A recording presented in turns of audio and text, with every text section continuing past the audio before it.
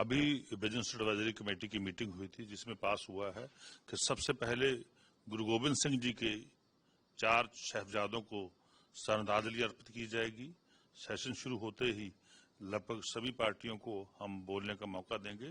तो हमारे जो 4 साहिबजादे कुर्बान हुए, जिन्होंने कुर्बानी दी, बलिदान दिया, उनको हम श्रद्धा के फूल जो अर्पित करेंगे, उसके एक श्रद्धांजलि समारोह जो वो भी विधानसभा में होगा।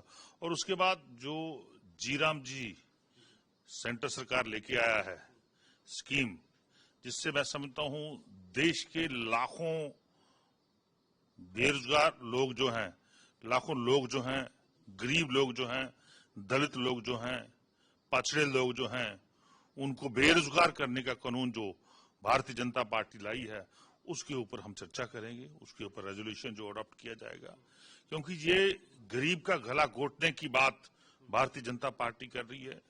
देश के गरीबों को मारने का यत्न भारतीय जनता पार्टी कर रही है। देश का दलित, पंजाब का दलित, उसको मारने का यत्न केंद्र सरकार कर रही है। हम लगातार गरीब लोगों के साथ खड़े हैं। आम आदमी पार्टी गरीबों का साथ दे रही है, पर लेकिन भारतीय जनता पार्टी देश के दलित को गुलाम बनाना चाहती है, देश के गरीबों को मारना चाहती है, उनका रोजगार छीना जा रहा है। जो गारंटी, एक लीगल गारंटी थी मनरेगा में, उस लीगल गारंटी को खत्म किया गया है। तो उसके ऊपर हम चर्चा करेंगे।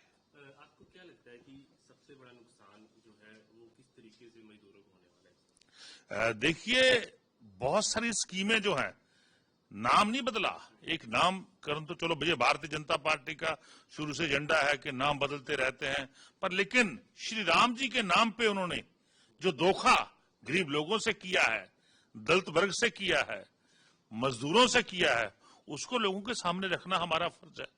हम इस स्कीम का बिल्कुल विरोध करते हैं। ये गरीब को मारेगी, गरीब का रोजगार छीनेगी, उसको बेरोजगार बनाएगी, उसके बच्चे को पढ़ने से हटाएगी, क्योंकि जब उसके पास पैसा नहीं होगा तो वो अपने बच्चे को कैसे पढ़ाएगा। तो देश को बर्बाद करने का काम जो भारतीय जनता पार्टी कर रही है, उसका हम खुल के विरोध करेंगे। इसके अलावा सर अलग सवाल है कि जिस तरीके से जानकारी जो मिली है कि भारत में जो बांग्लादेश के दूतावास थे उनको ढाका वापस बुला लिया गया, आप इसको किस तरीके से देखते हैं जो सिचुएशन बन गई है? देखिए, बांग्लादेश में जो लगातार पॉलिटिकल उलटफेर हो रहा है कंटिन्यूसली पिछले लगभग 6-7 महीनों से, वहां कभी कोई एजिटेशन हो रही है, तो उसका बिल्कुल भारत के भी ऊपर बड़ा असर जो पड़ रहा है।